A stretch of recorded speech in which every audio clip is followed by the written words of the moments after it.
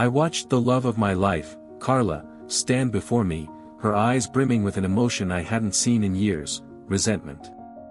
She was holding something in her hand, a piece of paper that felt like a weapon more than a document. She thrust it at me without a word. "This is over," she said, her voice calm but laced with finality. The room seemed to collapse around me. I could hear the soft hum of the city outside, but everything else felt muffled, as if my senses were betraying me. My heart beat faster, a sickening weight in my stomach. For a moment, I couldn't understand what was happening. Hadn't I just been planning our future together? "Carla, what do you mean?" I stammered, trying to make sense of the absurdity. The words felt too heavy to form properly, too wrong. Her lips curled into something that could have been a smile, except it wasn't. "You're not the man I thought you were," she said, her gaze flicking toward the piece of paper in her hand. "You were never really mine." The words felt like ice. I had loved her more than anything. I'd trusted her more than anyone. But now, as I looked at her, this woman I thought I knew better than myself, the sharp, cutting truth sunk in.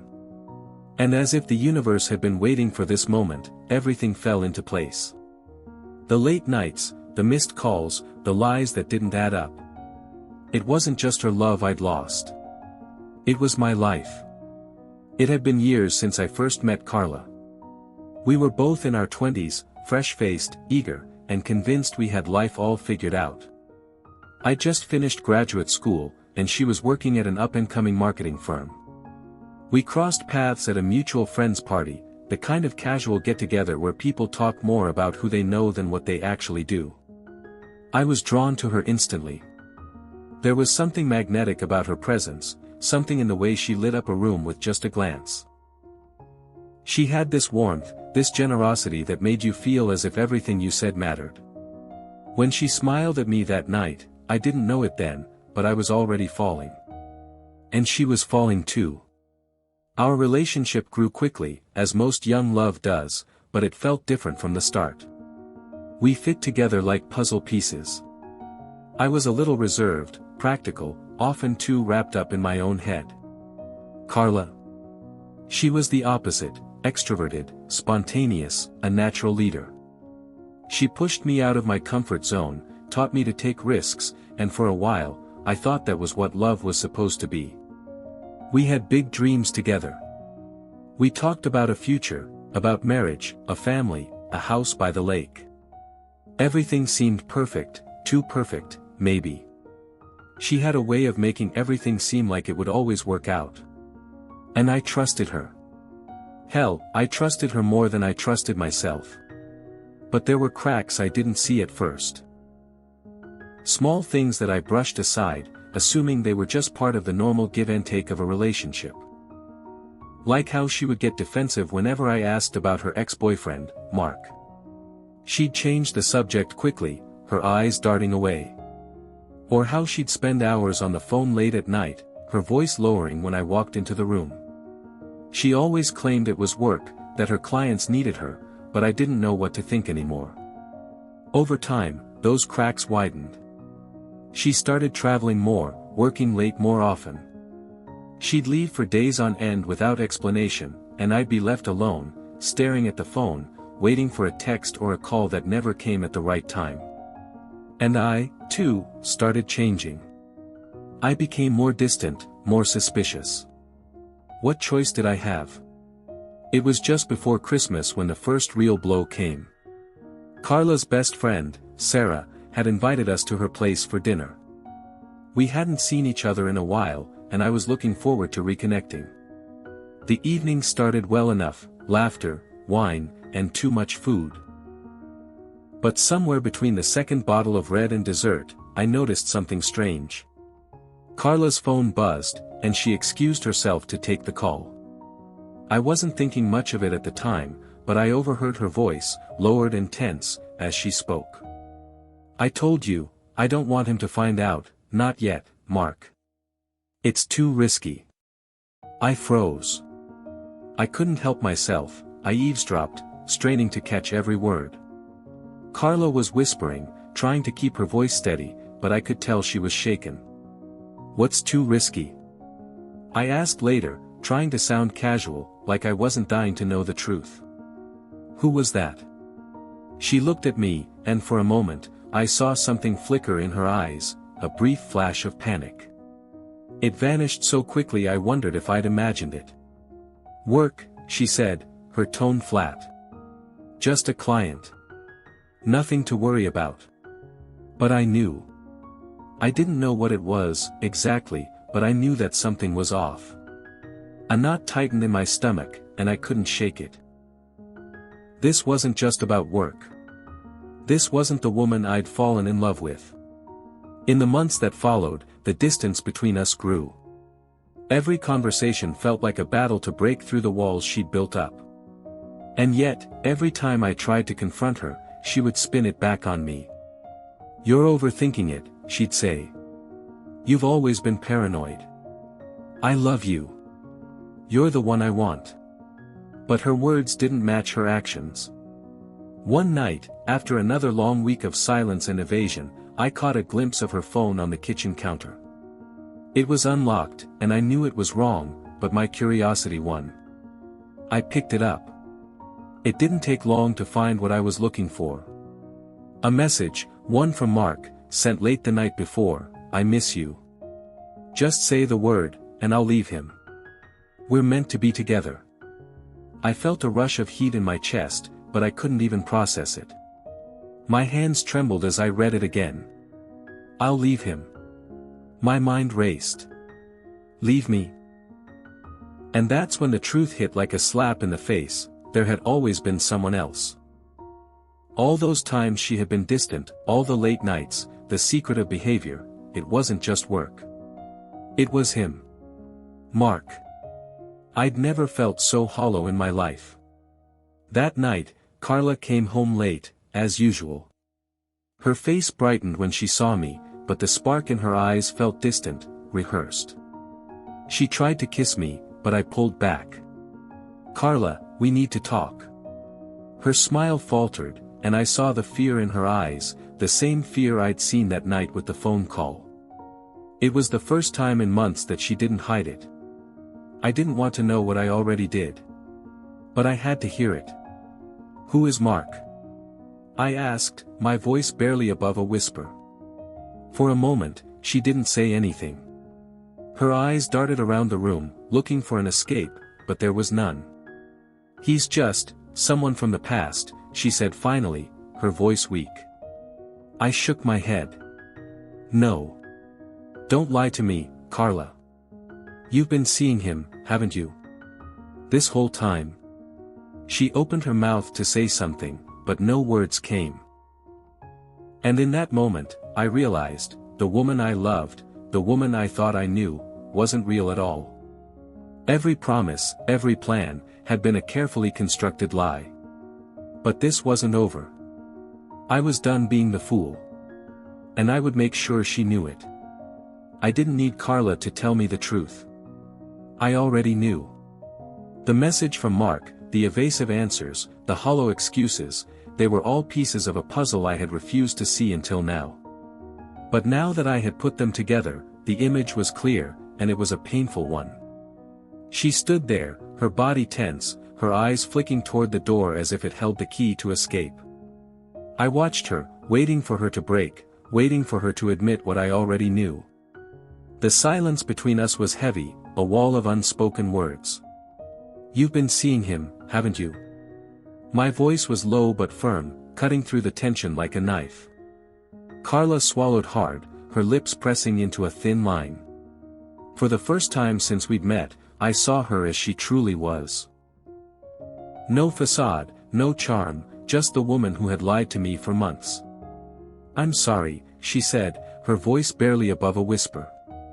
I never meant for it to happen like this. But the apology felt hollow, an empty gesture thrown my way as if it would somehow fix the mess she'd created.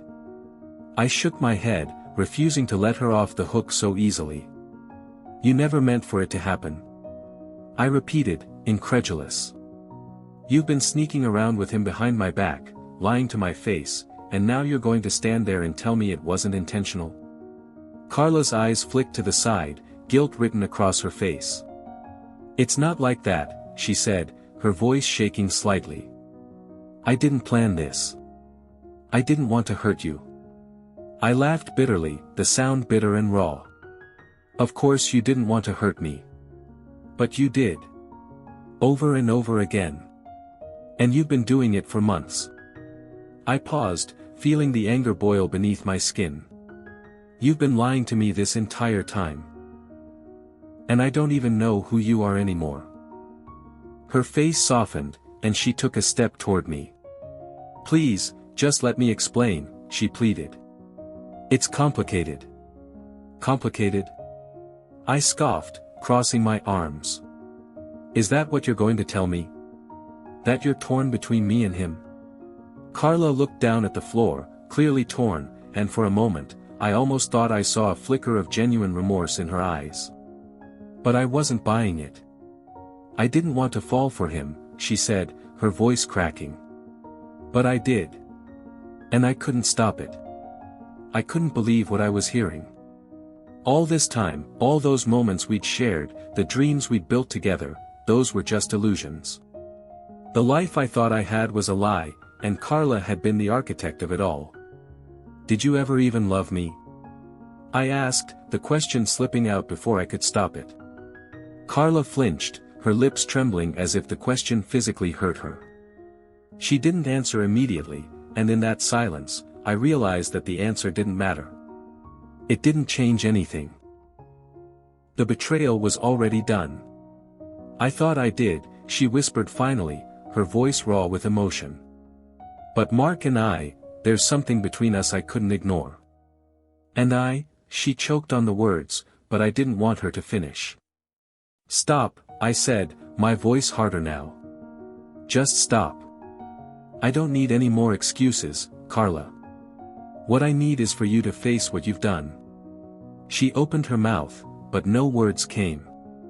She couldn't even look me in the eye anymore, her gaze darting to the ground, to the walls, anywhere but at me. And that told me everything. "I know about the messages," I said, leaning forward slightly, my voice low and dangerous now. "I know about everything.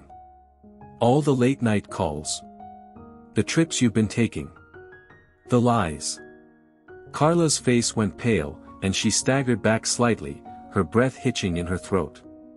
For a brief moment, she looked like she was going to collapse, but she steadied herself, forcing a weak smile that didn't reach her eyes. "I was going to tell you," she said, her voice trembling. "I just didn't know how." I laughed again, but this time it wasn't bitter, it was a bitter, hollow laugh. "You were going to tell me?" I repeated, disbelief creeping into my voice. "When, Carla? When were you planning to tell me the truth? After we got married? After I found out about you and him, and the lies that go all the way back to when we first met?" The words stung as they left my mouth, but I couldn't stop them. I was unraveling, and I didn't care anymore. Carla's shoulders sagged, and she dropped her gaze again, her hands wringing together in front of her. I could see how much she hated herself in that moment, how much she was struggling to maintain control. "I didn't want to hurt you," she repeated, but I could hear the desperation in her voice now. The sadness was real, but the guilt, the responsibility, it was hers to carry. "You did," I said quietly, my voice like steel. "And now, we're done." There was a finality in those words, and I could see it in her face. She knew it too. It wasn't just the wedding that was over. It was everything. "I'm sorry," she whispered again, but I didn't need her apology. Not anymore. I stood up, the weight of it all pressing down on me. "You'll have to live with this, Carla. But I'm done." I turned and walked toward the door. "Where are you going?" she asked, her voice pleading. I didn't look back.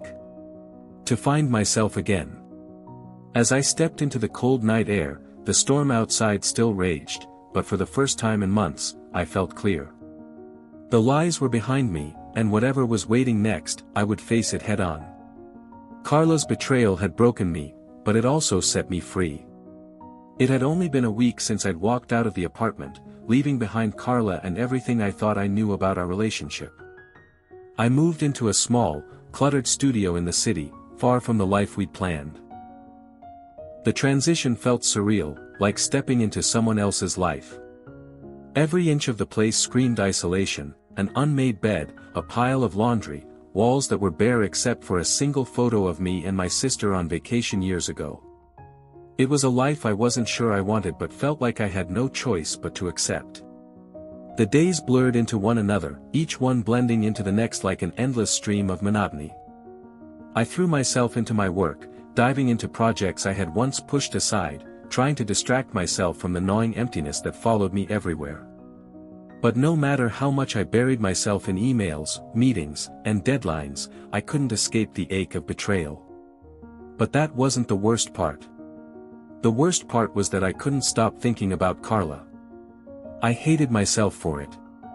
After everything, after what she had done, I shouldn't have cared. But I did.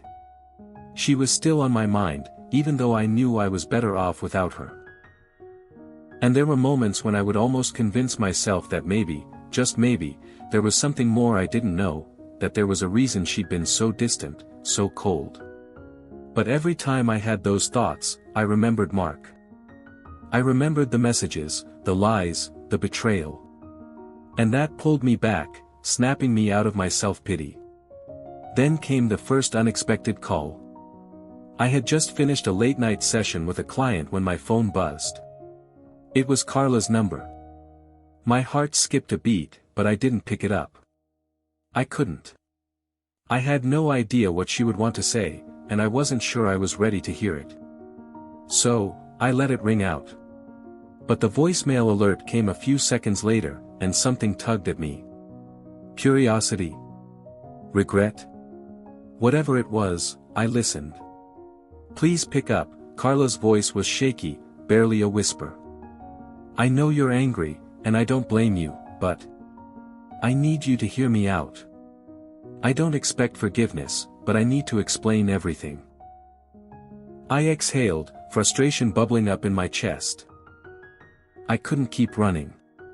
Maybe this was the closure I needed. I didn't know. But I wasn't about to let her dictate the terms of our ending. I called her back.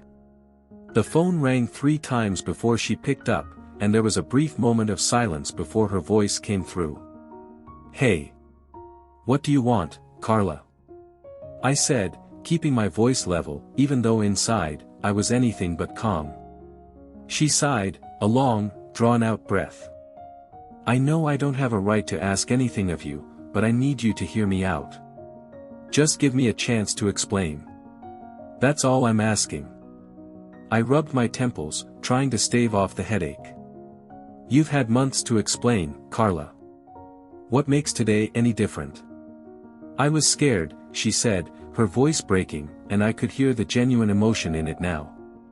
I thought I could fix it on my own, but things just spiraled. Spiraled? Is that your excuse? My words were sharper than I intended. You didn't think I'd figure it out. You didn't think I'd notice the lies. I didn't want to hurt you. I never wanted to hurt you. That's what you keep saying, I muttered, pacing the small studio. But it doesn't make it any better. It doesn't change what you've done. There was a long pause on the other end, and for a moment, I thought the call had dropped. I'm not asking for you to forgive me, she said finally. I just need to tell you the truth, about Mark. I froze. What do you mean? There was a hesitation, then she spoke again, this time sounding more resolved. I haven't been entirely honest with you. Mark, he's not just some ex-boyfriend. He's been threatening me. The words hit me like a punch to the gut. Threatening? I couldn't process it. This wasn't the Carla I knew. She was always so confident, so in control. The idea of her being threatened seemed impossible. What do you mean, threatening? I asked, my voice dropping, the anger giving way to confusion. He's been blackmailing me, she confessed, the words hanging heavy between us. I didn't want to tell you because I didn't want to drag you into it. But now it's too much, and I can't keep lying." The admission left me stunned, and for the first time since the breakup, I felt a sliver of empathy for her, maybe even pity. But only for a moment. "Blackmail?" I repeated, trying to wrap my head around it. "You're telling me Mark has been threatening you all this time?" She hesitated, then answered with a shaky breath. "Yes. I didn't know how to get out of it. He's been manipulating me, convincing me that if I didn't go along with it, he'd ruin everything, our lives, our careers, even our families. He's dangerous, and I was too scared to stand up to him. The world around me felt like it was spinning. This was too much. My mind raced, trying to piece everything together. The late nights, the secrecy, the tension, it all made sense now. But it also didn't. "You should have told me sooner," I said, my voice tight with the weight of everything she was revealing. "You should have come to me with this instead of dragging me into this mess." "I know," she whispered. "I just didn't know how to face you after everything. I thought if I kept pretending, I could fix it, but I can't. I'm trapped, and I don't know how to get out." The betrayal still stung, but now it was joined by confusion and a heavy sense of dread. The man I thought I was competing with wasn't just some love interest, he was a threat, and I hadn't seen it until now. "I don't know what to say," I replied, my voice cracking under the pressure. "I don't know if I can believe you anymore, Carla. You've already lied to me so many times." "I'm sorry," she said softly. "But I swear, I'm telling you the truth now. Please, don't let him win." The call ended abruptly, leaving me in a haze of disbelief. The betrayal I had once thought was the worst thing to happen had now turned into something far more sinister. I didn't know how to help her. I didn't know if I even wanted to anymore. But one thing was certain, I wasn't done with this. And I wasn't about to let Mark get away with this. The game had changed. And now, I had to decide what role I was going to play. It wasn't until the phone call ended that I truly understood the weight of what had just been said. Mark wasn't just some jealous ex-boyfriend. He wasn't a petty rival. He was a predator. And Carla, the woman I had loved, had been trapped in a web of manipulation and fear. But I wasn't going to be a victim anymore. I wasn't going to let him control her, and I wasn't going to let her get away with the lies she had told me, either. My hands shook as I stared at the phone in my hand, the faint buzzing still lingering in the air. Carla had apologized, again, but the damage had already been done. The lies had seeped into everything we had, and I couldn't pretend they hadn't. But Mark was the real enemy now. I had to get him out of the picture. And I wasn't going to do it alone. I didn't waste any time. The next day, I reached out to a man I had never thought I'd need, Jake, an old acquaintance from college. He wasn't a friend, not exactly. More like a guy you share mutual respect with but never let get too close. He ran a private investigation firm now, something that made me uncomfortable, but I knew I needed someone who could move in the shadows, someone who could find information and dig deeper than I ever could. When I met him that afternoon, his face was grim, his posture stiff, like he could sense my urgency. "Let me guess," he said, after a brief handshake. "You need dirt. You need leverage." I nodded. "I need to take Mark down." Jake leaned back in his chair, fingers tapping the table.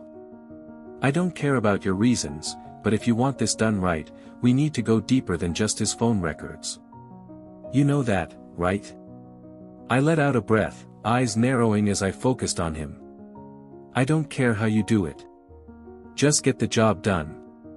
I'm not leaving anything to chance." His lips curled slightly as he looked at me. "You came to the right guy." Over the next 2 days, Jake dug up every piece of information he could find on Mark. The deeper we went, the more I realized how deep Mark's manipulation went, not just with Carla, but with several women. He had a pattern. He targeted vulnerable people, built trust, and then exploited them until he was in complete control. And now he was doing the same to Carla. He wasn't just an ex, he was a master manipulator.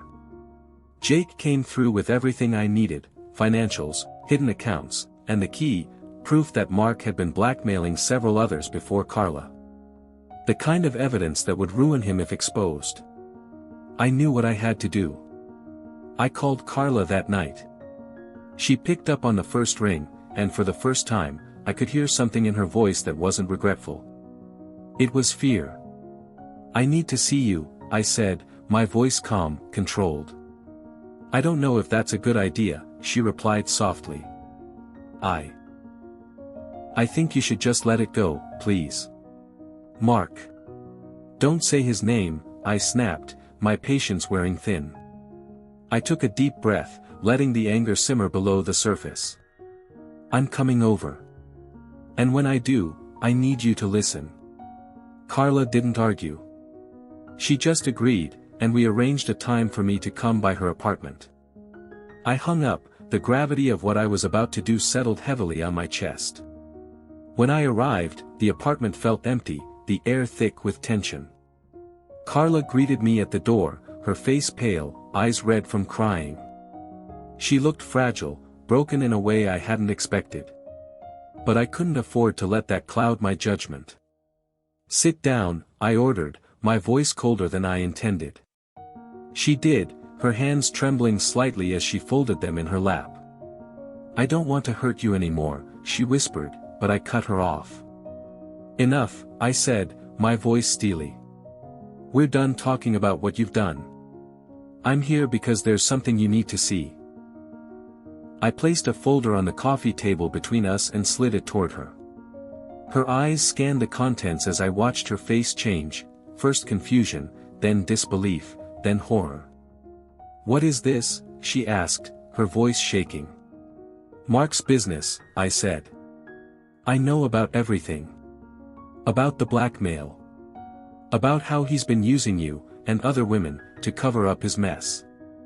Carla's face twisted in pain as she read through the documents. I didn't know what to do. "He threatened me. He said if I didn't go along, he would destroy everything." I leaned in closer, my voice quieter now. "I don't care about your excuses, Carla. The damage is done. But we're going to make sure Mark pays for what he's done to you, and everyone else he's hurt." She looked up at me, eyes wide with shock. "What do you mean? How can we?" "Mark's about to lose everything," I said, cutting her off. "I've got evidence. I've got proof of his financial crimes, his threats, his blackmail. Enough to make sure he never hurts anyone again. But it's not just about him. It's about you, too." Carla looked at me, confusion clouding her features. "What do you mean, it's about me?" "You've been living in his shadow, afraid to make a move, but that stops now," I said, my voice more resolute than I had felt in days. "You're going to help me bring him down. Not for me, but for yourself. For everyone he's hurt." Her eyes searched mine, uncertainty clouding her expression. I knew what I was asking. I knew how hard it would be for her to face the man who had controlled her life for so long. But the truth was, the only way forward was through this. "I'm not going to let him ruin you, Carla. But you need to trust me," I said, my tone softer now. "We do this together."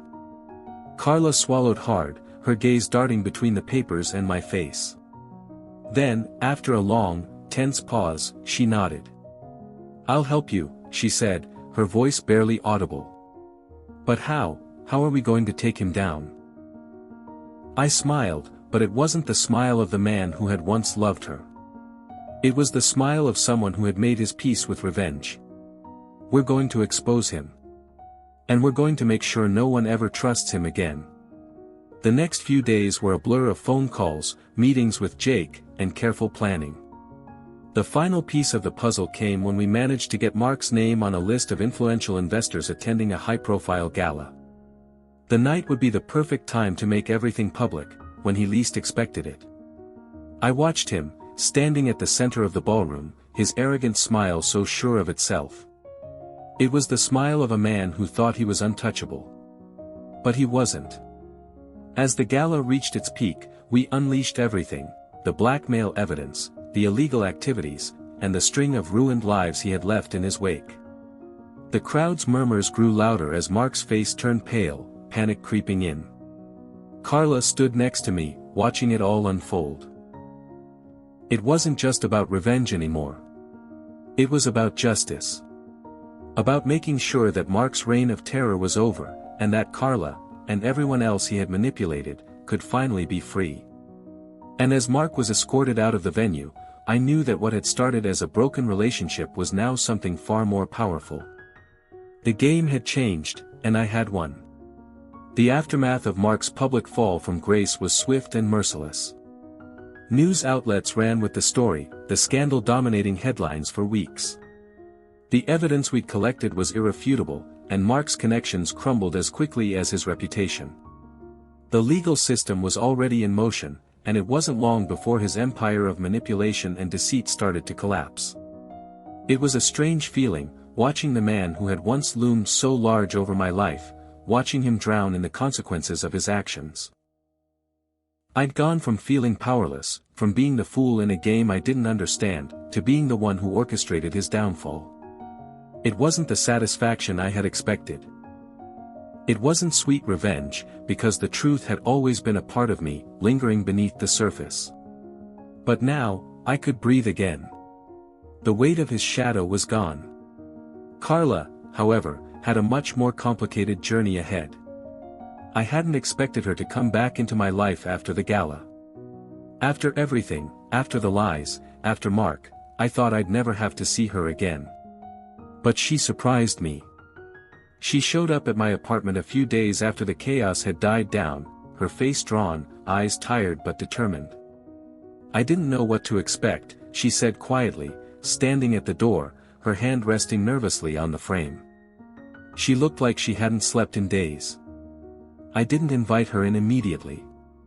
Instead, I just stared at her for a moment, wondering if this was the closure I had been hoping for, or the final twist in a story that had already twisted too many times.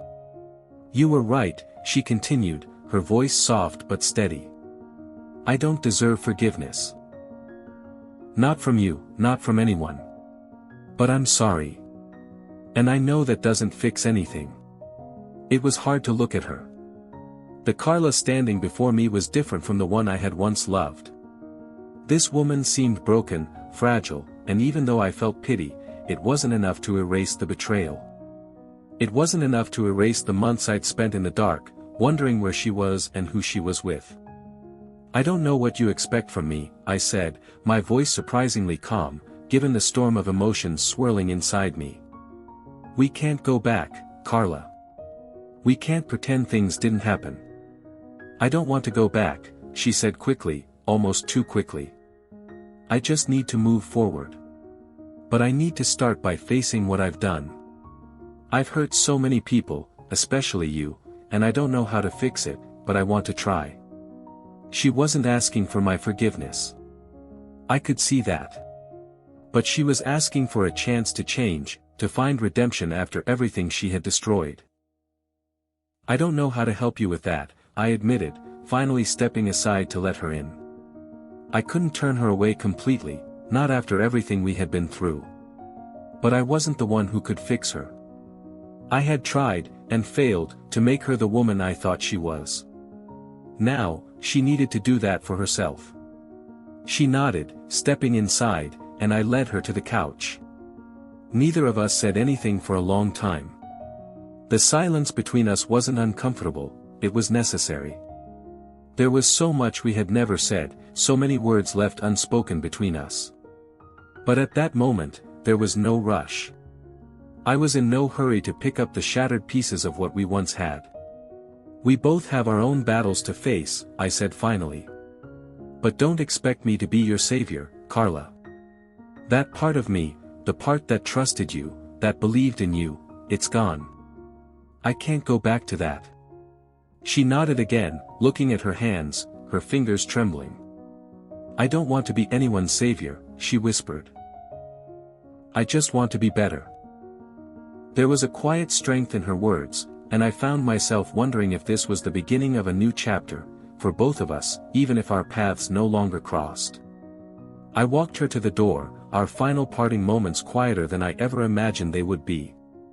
She reached out and touched my arm briefly, a soft gesture that spoke volumes. She didn't have to say anything else. I could see the pain in her eyes, and in a strange way, I knew she was ready to move forward. "I hope you find what you're looking for," I said, my voice low but sincere. "And I hope one day you can forgive yourself."